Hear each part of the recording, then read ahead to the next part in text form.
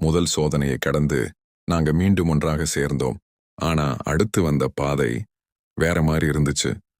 அந்த வழி ஒவ்வொருவரையும் தனித்தனியா கூட்டி செஞ்சுச்சு.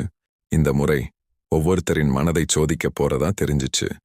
மாயா ஒரு ஒளியுள்ள அறைக்குள்ள சென்றாங்க. அந்த அறையில அவங்க தாயாரின் குரல் கேட்டுச்சு. மாயா, நீ என்னை ஏமாற்றிட்டியா? அவள் பதறினாள். முகம் கலங்கியது.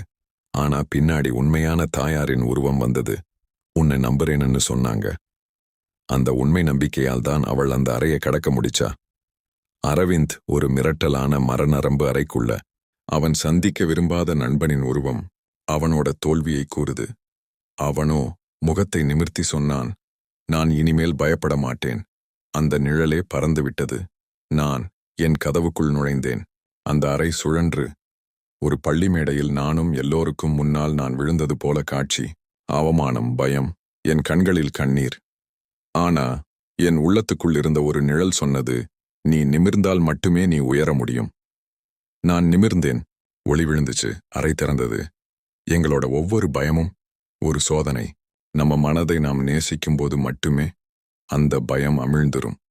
பாகம் 6 இங்க முடிஞ்சது. அடுத்த பாகம் 7ல ஒரு புதிய உலகம், பறக்கும் பாறைகள். இந்த பயணத்தில் நீங்களும் நம்மோட சேர்ந்து பயணிக்கிறீங்கன்னு நம்புறோம். உடனே நம்ம யூடியூப் சேனலுக்கு சப்ஸ்கிரைப் பண்ணுங்க. இந்த வீடியோவை லைக் பண்ணுங்க. நண்பர்களுடனும் ஷேர் பண்ணுங்க. பாகம் 7ல சந்திப்போம். வணக்கம்.